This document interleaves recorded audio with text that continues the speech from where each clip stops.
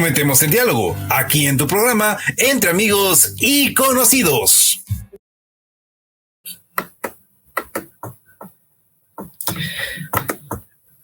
Saludamos al abogado Héctor Yepes, él es director del Centro de Mediación de la Universidad de Espíritu Santo y también ex asambleísta, así que va a darnos un panorama bastante importante de lo que hace o no hace también en la asamblea. ¿Qué tal, abogado? Buenos días. ¿Cómo está por allá, por Guayaquil, me imagino? ¿Cómo está, Diego? Sí, muy buenos días. Buenos días también a todos los que nos sintonizan. Un gusto estar acá. Bueno, vamos a conversar y precisamente esta semana lo habíamos visto en un conversatorio sobre la seguridad y que se planteaba qué está pasando. No sé si para empezar hacemos un contexto rapidito de cómo ve la situación del país en cuestión de la seguridad y de la inseguridad, digamos. Adelante, abogado. La situación es muy grave en estos momentos, creo que no hace falta ni siquiera explicar porque es algo que todos los ecuatorianos lo sentimos, todas las familias, el temor de salir a la calle y que en cualquier esquina seamos víctimas de un asesinato, robo, violaciones, el sicariato que está desatado en el Ecuador, realmente es tal vez la mayor ola de inseguridad que se ha vivido en los últimos 10 o 20 años en el país.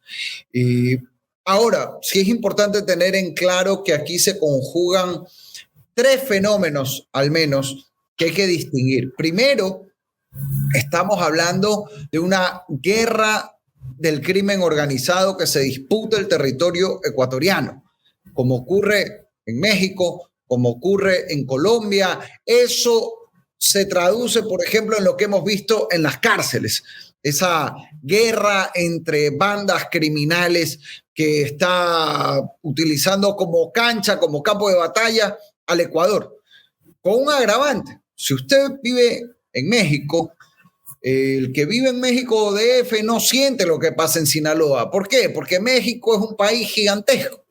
Ecuador es un país pequeño, entonces aquí es imposible que en una ciudad no se sienta lo que ocurre entre estas bandas. No es un problema entre grupos del crimen organizado, es algo que nos termina inevitablemente afectando a todos. Pero a eso se le suma algo adicional, distinto a lo de Colombia o de México, que es la delincuencia callejera. Aquí no solamente estamos hablando de que mandan a matar en un ajuste de cuentas a alguien vinculado al narcotráfico. También estamos hablando de delincuencia común que al mismo tiempo se conjuga con esta delincuencia organizada. Y eso se vuelve un fenómeno más complejo porque ya no es simplemente como pensar en México o en Colombia. Bueno, si yo no tengo ninguna vinculación con esas actividades, a mí no me va a pasar nada. No es verdad. Los ecuatorianos estamos siendo víctimas de asaltos, de asesinatos también, y esta delincuencia callejera está agravada por un tercer fenómeno que está vinculado a las otras dos, que es el problema de las drogas. El problema del tráfico de drogas, que es el que está vinculado al crimen organizado, según lo han dicho las propias autoridades del gobierno nacional, y el problema del consumo de drogas, que hace que la delincuencia se vuelva mucho más irracional, mucho más violenta, si cabe la palabra. Déjeme ponerle un ejemplo sencillo.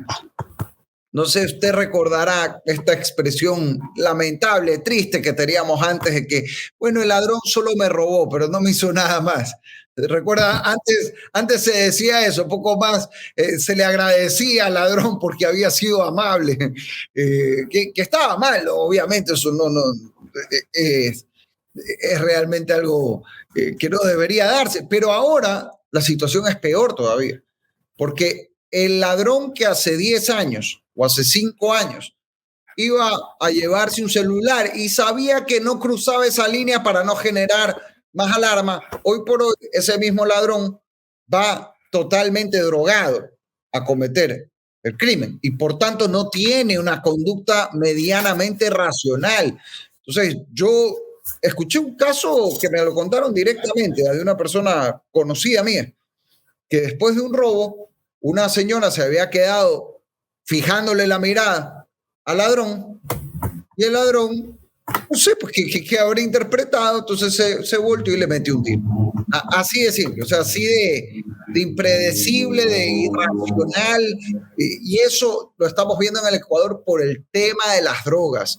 En cuanto al tráfico, porque inciden, es lo que sustenta el crimen organizado, es lo que le da movimiento a la delincuencia callejera, y en cuanto al consumo, porque vuelve mucho más irracional, es un tipo de delincuencia diferente al que nos estamos enfrentando. Eso para empezar con un diagnóstico preocupante de la mayor crisis que está viviendo el Ecuador, más que la económica, más que la crisis sanitaria, que por supuesto son gravísimas, es la crisis de inseguridad y es la más difícil de resolver también. Antes de pasar a qué se podría hacer, me gustaría preguntar cómo hemos llegado hasta acá, porque no es una cuestión de culpar ni de revisar, pero sí de analizar para que las acciones que se cometieron no se las cometan de nuevo. Muchas veces varios analistas están diciendo, pues esto es el resultado de muchas políticas que se tomaron hace algunos años. Entonces, no con ese afán, pero sí de saber qué no hay que hacer. ¿Cómo hemos llegado hasta acá? También en un análisis sintético. Lo importante, Diego, es identificar cómo hemos llegado hasta acá para solucionar esos puntos que identifiquemos, que es el problema que yo veo ahorita, que el gobierno no está atacando la raíz del problema en algunas aristas. Vamos por partes también aquí. Uno, haber quitado la base de Manta. Y ojo, eso no significa que hoy haya que poner una base, porque ¿qué es lo que ocurrió?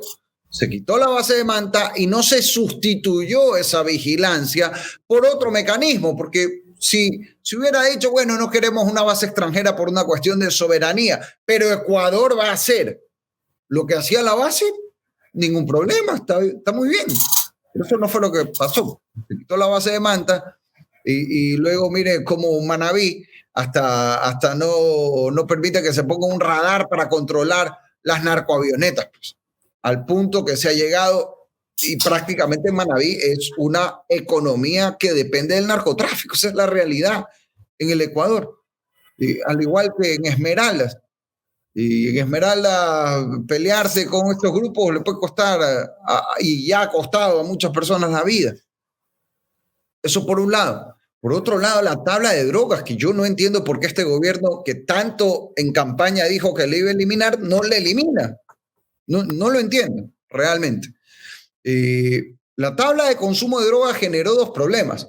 Uno, desató el microtráfico de drogas, que está íntimamente vinculado con el aumento de la delincuencia, tanto del crimen organizado como la delincuencia callejera, porque muchos microtraficantes se involucran. Entonces son chicos que empiezan a microtraficar, a traficar en pequeñas cantidades, empiezan a consumir también y entran en una espiral donde su vida pasa a depender de las bandas criminales.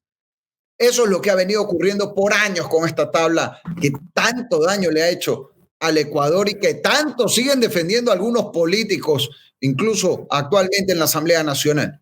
Yo propuse cuando fui legislador 2 veces eliminarla, no hubo mayoría en la Asamblea, pero aparte de que por ley se podría hacer, también estas tablas se crearon en resoluciones del Consejo que hoy dependen del Ejecutivo y que por tanto el Ejecutivo mediante decreto puede eliminarlas.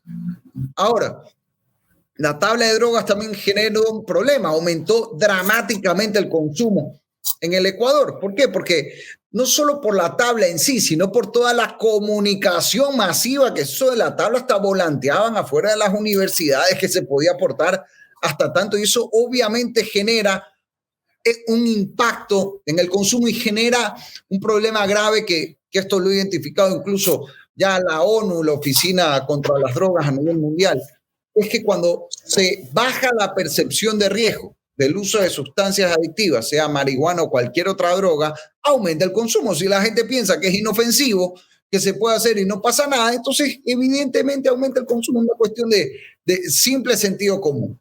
Yo creo que estos son dos temas fundamentales. Tercero, la permisividad que existe en la legislación y a nivel de la propia Constitución. aquí de un malentendido discurso de derechos humanos, donde parece que el derecho humano es el del delincuente a robar, a matar, a violar. Eso no es tal, pues. Aquí están degenerando el concepto de derechos humanos, confundiéndolo con impunidad para los delincuentes. Derecho humano es el derecho a la vida de las víctimas, es el derecho a la propiedad que tenemos todos, no a que nos roben, es el derecho a la integridad física, sexual de nuestras niñas, niños, mujeres, de todos, de no ser víctimas de violencia. Derecho que tiene el delincuente, hasta el peor delincuente, eso sí, derecho a defenderse en un juicio, eso yo siempre lo voy a defender, pero no la impunidad, pues, que se defienda perfecto, se lo encuentra culpable que pague, pues. Incluso yo propuse en su momento, ahí saltaron también con los derechos humanos, que en caso de violaciones haya cadena perpetua de esta castración química como existe hoy por hoy en varios estados de los Estados Unidos, pero ahí sí ponen el grito en el cielo quienes defienden los derechos humanos de los delincuentes por encima de los de las víctimas. Otro tema que también es polémico y que cruza con el tema de derechos humanos y de la posibilidad de no caer en xenofobia es esto de la ciudadanía universal. También este ingreso de personas sin control. Yo no tengo nada contra nadie por su nacionalidad, ni tengo nada contra la migración. Mi abuela era alemana judía y emigró durante la Segunda Guerra Mundial al Ecuador. Y así que yo jamás podría estar en contra de la migración en sí mismo, pero la migración, como todo en la vida, debe tener controles, pues. Usted no puede decir aquí abra las fronteras, entra todo el mundo, no se pide ningún papel y resulta que así como entra gente buena que quiere trabajar y quiere un futuro mejor para su familia y está muy bien, siempre dentro también de los controles y límites del caso, también es verdad que entran los criminales, pues porque si usted no pone filtros, van a entrar los que son y los que no son. Y ojo, esa migración criminal le hace daño al migrante bueno. El propio migrante bueno, yo he hablado con migrantes venezolanos, incluso que dicen, pues si a nosotros más bien nos hacen un daño con eso, porque se genera un prejuicio en contra de todos los migrantes. No es que todos sean malos, pero claro, si uno no pone filtros, entra el que es y el que no es. Pues. Y por supuesto que eso ha generado también el problema que estamos viendo hoy, no solo con la migración, en su momento, recuerde, colombiana, ahora venezolana, sino también se abrió las fronteras a muchos, en general a todo el mundo, incluyendo migrantes de ciertos países de África, donde existen bandas criminales que operan a nivel internacional y que han utilizado el Ecuador como zona de paso. Y nuevamente, ahí también hay ciertos conceptos en la Constitución que deben ajustarse y corregirse. Yo soy partidario en eso de que hay que cambiar la Constitución sin desconocer que hay ciertas cosas buenas que se deben mantener, pero sí protegiendo a las familias ecuatorianas ante todo. Ahora, si vemos un poco y comparamos con otros países, vemos que la acción de estos grupos transnacionales dedicados al narcotráfico solo van en aumento, ¿no? Y arrogándose cada vez más poderes y podemos prever que esto podría seguir pasando en el Ecuador, hasta Dios no quiera convertirlo en un estado fallido, es decir, manejado por estos grupos irregulares. Pero ya vemos con tanta fuerza qué hacer. El Estado o el gobierno da como esos paliativos de que voy a poner a las Fuerzas Armadas en campamentos, a la policía, etcétera, etcétera. Pero ¿es suficiente o por dónde va realmente el asunto de combatirlos? Realmente son grupos realmente poderosos, armados. Vemos que desde la cárcel controlan todo, ¿no? Mire, es una lucha muy compleja. Lamentablemente hemos hablado de daños que ya están hechos en la sociedad, que no se puede con una varita mágica borrarlos, pero por la misma gravedad del problema y por lo mismo que va a demorar resolverlo, hay que tomar acciones cuanto antes. ¿Cuáles son algunas acciones clarísimas que yo creo que se deben tomar? Uno, eliminar la tabla de drogas. Eso no va a eliminar el problema de las drogas porque ya está hecho. Ahí se necesita prevención, tratamiento. De hecho, yo por ley, cuando estuve en la Asamblea, propuse y aprobamos, está vigente desde agosto del 2020, que todo lo que se incaute al narcotráfico se destine a prevención y tratamiento. Ahí está en la ley. La pregunta es, ¿por qué no la ejecuta el gobierno anterior y el actual? pero hay que eliminar la tabla para cortar el daño, por lo menos, para que el daño no se siga agravando. Incluso por ley, en esa misma ley contra las drogas de agosto del 2020 se prohíbe consumir drogas en lugares públicos. ¿Por qué no se aplica? Y se hace una distinción, como la Constitución dice que no se puede criminalizar al consumidor. Bueno, si alguien consume en lugar público, no es crimen, pero sí es una infracción administrativa que puede tener una sanción de trabajo comunitario, de multa u otras, así como cada vez se regula más fumar cigarrillo, por ejemplo, en ciertos espacios. O sea, aquí no se puede fumar cigarrillo, pero sí se puede consumir drogas. Es absurdo. Eso por un lado. Por otro lado, el tema de tenencia de armas. Yo no estoy de acuerdo con una tenencia libre de armas, eso sería una locura, pero sí hay que garantizar tenencia y porte de armas, sobre todo en la zona rural, porque discúlpeme, si una persona, una familia está en un recinto al que llega un delincuente que va a llamar a la policía, va a aparecer al día siguiente, pues, o en 2 días. ¿Qué hace un pescador que es víctima de la piratería en la mitad del mar? Llama a la policía y ¿qué va a hacer? La única forma que tiene de defender su trabajo, de defender a su familia, es tener un arma. En esos casos, de manera regulada, no estamos hablando de que esto sea el viejo este y que en la mitad de una ciudad la gente ande con armas en la calle, pero sí tiene que haber esa flexibilidad. Lo prometió también el gobierno en campaña. Esto no requiere cambiar la ley también, ¿ah? Esto es simplemente decisión del gobierno nacional vía decreto. No es difícil cambiar esto. En tercer lugar, sí. No, sí, iba a complementar, pero termina, por favor. El tema de la tabla de drogas, el tema de la tenencia de armas y yo creo que tiene que haber un cambio en la normativa y en la acción judicial. No podemos seguir con estas interpretaciones que algunas están en la ley y otras, más que en la ley, obedecen a cómo los jueces aplican en la práctica por intereses que ahí hay que ponerse a escarbar. No puede ser que un policía que utiliza la fuerza legítimamente para perseguir un delincuente, resulta que el que termina preso es el policía y el que termina libre es el delincuente. Ahí estamos patas arriba, porque el mensaje social que se envía ahí es gravísimo. El policía lo debe pensar 10 veces antes de utilizar un arma, y en cambio el que debería pensarlo 10 veces es el delincuente. Y aquí es al revés, porque se están generando estos incentivos patas arriba, totalmente contrarios a lo que necesitamos para tener seguridad en el país. Eso más una lucha frontal contra el crimen organizado, contra el lavado de dinero en el Ecuador, que es por donde se financia el crimen organizado, y ahí también es una cuestión más que cambiar leyes de controles efectivos. Sí, precisamente mi acotación iba a eso y creo que va muy bien con el comentario de nuestro amigo Diego Vaca. El problema de la nación no solo es reaccionar, sino ser proactivo con legislación y ejecución efectiva y real.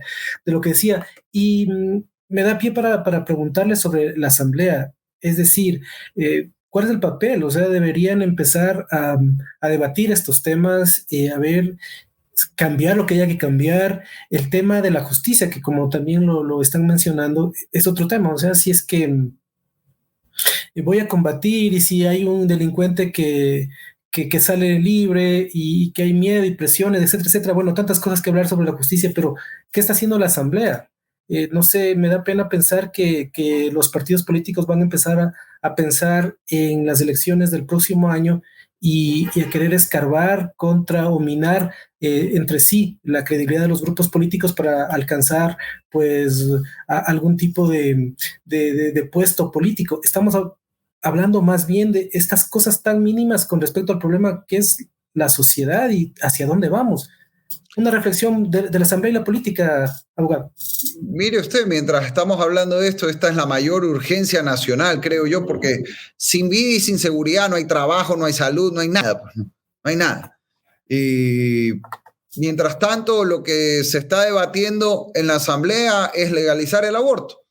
Entonces, esa es la prioridad de la Asamblea, en este momento. O sea, ver cómo permiten matar a niños inocentes en vez de endurecer las leyes contra los delincuentes culpables, incluyendo los delincuentes que provocan las violaciones y las agresiones sexuales contra las mujeres. Entonces, lamentablemente la Asamblea, y diría no solo la Asamblea, la Corte Constitucional, gran parte del gobierno y de la élite política de este país, con sus honrosas excepciones que por supuesto en todas las instituciones que he mencionado también existen, pero gran parte de la élite política de este país está secuestrada por grupos ideológicos que actúan en contra de lo que esperan y de lo que piensa la inmensa mayoría de familias ecuatorianas. La gente que quiere que ataquen al delincuente. ¿Qué dicen estos grupos? No, hay que defender al delincuente. Pobrecito, como el delincuente nació en un lugar donde faltaban las oportunidades, entonces que mate y que robe. No, no, señor, eso es absurdo. Que hay pobreza y desigualdad en el Ecuador, que también es una causa remota de la delincuencia. Por supuesto que eso hay que atenderlo. Pero no por eso entonces nos vamos a quedar de brazos cruzados y aquí que se robe, se mate y se viole. Y además que ese argumento, si bien hay causas sociales de la delincuencia, no es que todo pobre es delincuente. Pues no, obviamente, pues no. Eso sería absurdo pretender aquí decir que este es solo un tema de pobreza cuando la mayoría de la gente humilde, trabajadora de nuestro país se faja todos los días para llevar honestamente un pan a su casa. En cambio, muchos quienes repiten estas cosas desde las élites económicas del país, en cambio, sí vayan a ver los negocios turbios que tienen. Delincuencia no solo utilizar un arma en la calle, la delincuencia también es la corrupción, y ese es otro problema fundamental, que es la cultura de impunidad que existe en el Ecuador. Si se ve que los jueces hacen lo que les da la gana, que los políticos hacen lo que les da la gana, se roban 10 veces lo que se roba un delincuente un día cualquiera en la calle, un delincuente común. El delincuente político asusta menos tal vez porque no anda con un arma mostrándola, pero roba mucho más. Y el delincuente de la calle ve que a ese delincuente de cuello blanco no le pasa nada. Entonces dice, bueno, ¿y por qué no lo va a hacer el otro? Todo eso envía mensajes sociales que debemos cambiar, y ahí nuevamente, más allá de cambiar las leyes, porque las leyes ya tipifican como delito desde el peculado hasta el robo común, está el problema en tomar acciones contundentes, gobierno y autoridades de la justicia. Y yo le digo algo, yo si estuviera en el gobierno y vienen los jueces a liberar a quien yo sé a ciencia cierta que es culpable, bueno, publiquen entonces en televisión nacional las caras con nombre y apellido de esos jueces, pues porque ya hasta cuándo. O sea, aquí la ley puede decir maravillas, pero si no hay jueces honestos que las apliquen, la ley no sirve para absolutamente nada. Y si no entienden por las buenas, tienen que entender por las malas entonces. Y esto también me da pie para hacer otra inquietud. Parece que somos un pueblo también desmemoriado. Olvidamos fácilmente sucesos que no han pasado sino hace pocos años, y olvidamos caras de personas que han estado involucradas en estos eventos y que ahora pues salen a poner más leña al fuego y decir cómo no hacen esto. ¿Cómo ser un pueblo con mayor recuerdo? No para anclarnos en el pasado, pero sí pues para decir, no, a ver, ¿cómo nos están manejando vía, no sé, qué tiene que pasar en la comunicación también? Lo que necesitamos realmente también es una nueva generación de líderes, no solo en la política, en lo social, en la academia, incluso en los medios de comunicación. Y cuando hablo de nueva generación no me refiero necesariamente a gente joven, porque la juventud en sí no es garantía de nada, como tampoco el tener mayor edad es garantía de nada. Hay gente de una edad u otra que puede ser muy buena o muy mala, pero sí necesitamos un cambio de fondo en el Ecuador, un cambio de actitud, un cambio de ideas, porque claro, si la gente dice, pensando por ejemplo en el correísmo, bueno, es que Correa robó todo, pero hizo hospitales, pero en cambio compara con el gobierno de Lenín Moreno, donde no se hizo nada de nada de nada. Entonces, claro, la vara está entre el suelo y el subsuelo, pues. Entonces, hasta que no haya una vara decente también en el país, lamentablemente van a seguir siendo referentes figuras que hasta para la gente ya es a regañadientes, no es que dicen me gusta tal líder, sino bueno, ya es el peor es nada. Y yo creo que el Ecuador merece mucho más que un peor es nada. Yo creo que un país tan bendecido por Dios, con tanta riqueza natural como tenemos, que podríamos ser potencia turística mundial, con uno de los mayores atractivos turísticos del mundo, que son las Islas Galápagos. Más gente conoce afuera incluso las Galápagos que al Ecuador. Puede que usted vaya a un país y no sepa dónde queda Ecuador, pero todo el mundo conoce las Islas Galápagos. Con una tierra bendecida para la agricultura, para la ganadería, con una riqueza en pesca, en camarón que ya quisieran otros países tener, con fuentes de agua, con gente buena, trabajadora, con la diversidad social que tenemos entre el costeño que tiene su actitud de la persona de la sierra, de la Amazonía, que eso enriquece, es parte de la diversidad, lejos de dividirnos, es algo que nos debe enorgullecer porque tenemos esa riqueza humana dentro de un país tan chiquito. Lo único que necesitamos es un liderazgo diferente para explotar positivamente todas esas bendiciones que hemos recibido, porque si no, como ya decía Santa Marianita de Jesús, el Ecuador no se acabará por desastres naturales, sino por malos gobiernos. Esperemos que esa profecía no se cumpla, aunque parece que en algunos gobiernos parece que ya estaba a punto de cumplirse, lamentablemente. Bueno, le quiero agradecer al abogado Héctor Yepes, él es director del Centro de Mediación de la Universidad de Espíritu Santo. Gracias por este análisis y también, pues como siempre, comprometer a seguir conversando sobre estos temas para poner pues el dedo en la llaga en donde debe, para un poco también concienciarnos de lo que está pasando. Muchas gracias al abogado Héctor Yepes. Con todo gusto, un abrazo.